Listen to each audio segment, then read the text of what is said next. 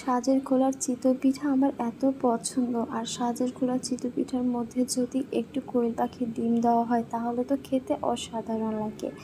আর আজকে আম্মু আমার জন্য বানিয়েছে সাজের খোলার চিতই পিঠা, আর এটার মধ্যে দিয়েছে কোয়েল পাখির ডিম। জানি না আপনারা খেয়েছেন কিনা, অনেকে হয়তো বা ফার্স্ট টাইম শুনেছেন যে কোয়েল পাখির ডিম দিয়ে সাজের খোলার চিতই পিঠাও খাওয়া যায় কিনা। আমরা খাই, আমার আম্মু ছোটোবেলা থেকে আমাদেরকে বানিয়ে দিত। হ্যালো এভরিওয়ান, আসসালামু আলাইকুম। আশা করছি সবাই অনেক বেশি ভালো আছেন, আমিও ভালো আছি। চলেন দেখে আসি আম্মু সাজের খোলার চিতই পিঠাটা কীভাবে বানিয়েছে। প্রথমে তো আমরা চালের গুঁড়ি নিয়ে নিয়েছি, আর এটা হচ্ছে আমরা বাজার থেকে কিনে নিয়ে এসেছি। আমাদের ঘরে এরকম চালের গুঁড়ি আম্মু এমনিতেই কিনে রেখে দেয়, কারণ আমাদের শীতকালের প্রয়োজন হয় না। আমরা হচ্ছে যখনই পিঠা খেতে ইচ্ছা করে আম্মুকে বললে আম্মু পিঠা বানিয়ে দেয়। আর এখন হচ্ছে আম্মু চালের গুঁড়ির সাথে দিয়ে দিয়েছে সামান্য একটু লবণ, আর দিয়েছে খাবারের সোডা। এখন এটা দিয়ে হচ্ছে একটু হাত দিয়ে মিশিয়ে নিচ্ছে। এখন এটার মধ্যে দিয়ে দিবে আস্তে আস্তে একদমই কুসুম গরম পানি, মানে যেটা হচ্ছে হাতের মধ্যে মানে সহ্য করা যাবে ওই রকম পানি দিয়েছে।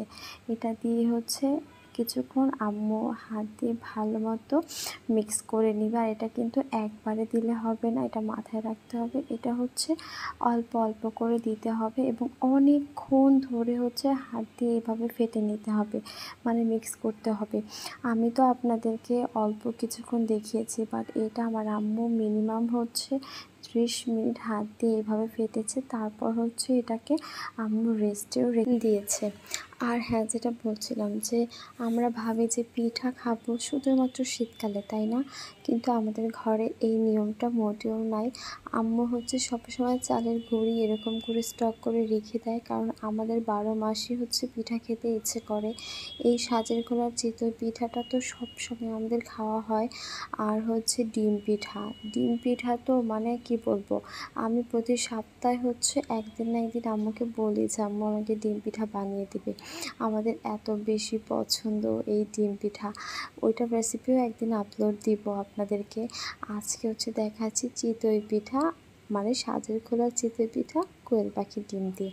তো এটা ঢাকনা দিয়ে ঢেকে দিয়েছিল আম্মু, যেটা বলেছিলাম। এখন হচ্ছে আম্মু হচ্ছে সাজের খোলাটাকে চুলার মধ্যে আগে থেকে গরম বসিয়ে দিয়েছে, আর গরম হয়ে যাওয়ার পর একটু একটু করে আম্মু সাজের খোলার মধ্যে যে আমাদের পিঠার যে মিশ্রণটা ছিল ওটা দিয়ে দিচ্ছে। আর দেখতে পাচ্ছেন আম্মু কিন্তু অর্ধেক করে দিচ্ছে, কারণ আমরা যেহেতু এটার মধ্যে কোয়েল পাখির ডিমটা দিব, তাই আম্মু অর্ধেক করে দিয়েছে। না হয় ডিমটা হচ্ছে অন্য মানে একটা আরেকটার মধ্যে চলে যাবে, যেটা আমি দিয়েছিলাম চলে গিয়েছিল। আপনারা দেখলেই বুঝতে পারবেন সেটা আমি দিয়েছিলাম। যাই হোক, এখন দেখেন আম্মু হচ্ছে এরকম ভেঙে দিয়েছিল। আমি আম্মুকে বলেছি যে ডিমগুলো আমি ঢালবো।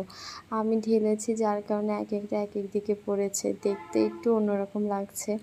যাই হোক, আম্মু দিলে একটু ভালো হতো, বাট আমার কেন যেন মনে হয়েছে যে ডিমগুলো আমি ছাড়ি। এখন হচ্ছে দেখতে পাচ্ছেন যে সবগুলো ডিম ছাড়া হয়েছে, দেখেন কি করেছি আমি। যাই হোক, বাট খেতে কিন্তু অনেক বেশি মজা হয়েছিল। আর হ্যাঁ, আমি কিন্তু অফ ক্যামেরায় হচ্ছে পিঠাগুলো তুলে নিয়েছিলাম। এখন দেখতে পাবেন পিঠার ফাইনাল লুকটা, দেখেন কতটা সুন্দর হয়েছে, তাই না? আমার কাছে তো অনেক বেশি মজা লাগে। আপনাদের কাছে কেমন লেগেছে অবশ্যই জানাবেন। আর এভাবে একবার হলেও বাসায় ট্রাই করবেন কোয়েল পাখির ডিম দিয়ে সাজের খোলার চিতই পিঠা। তো ভিডিওটি কেমন লেগেছে অবশ্যই জানাবেন। ভালো লাগলে লাইক কমেন্ট শেয়ার করবেন। টাটা, আসসালামু আলাইকুম।